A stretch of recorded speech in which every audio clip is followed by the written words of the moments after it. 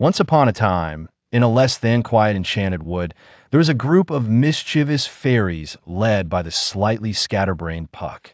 Puck, who prided himself on being the trickster of the fairy folk, decided it was time for some light-hearted revelry.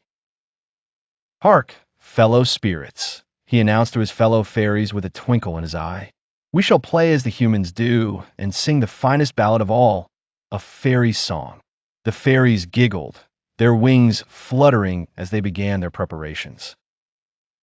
Oberon, the fairy king who maintained a love-hate relationship with Puck's notorious pranks, merely sighed, knowing it would be best to supervise lest chaos ensue.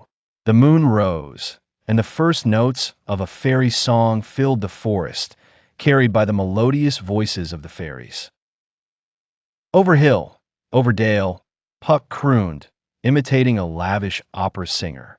Through bush, through briar, over park, over pale, he added, twirling his baton made from stray twig. The confused woodland animals gathered around, mesmerized by the strange but enchanting melody. Puck took this as a cue to include them in his elaborate game. "Join us, creatures of the night. Make this what a stage of wonder."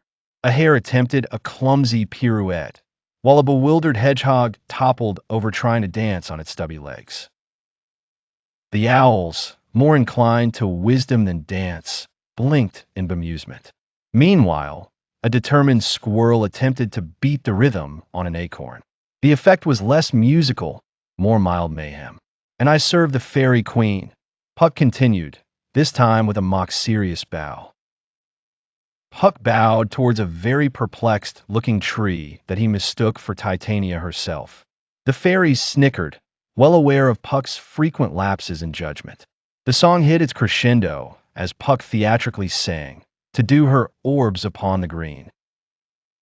The fairies, apparently moved by this heartfelt rendition, showered dewdrops from above, drenching the woodland creatures. And there, with laughter echoing through the woods and magic practically dripping from the branches, dawn began to peak. The fairies flew off in merry disarray, leaving the animals grateful for the return of sanity and strings of dewdrops catching dawn's first light, like jewels scattered on the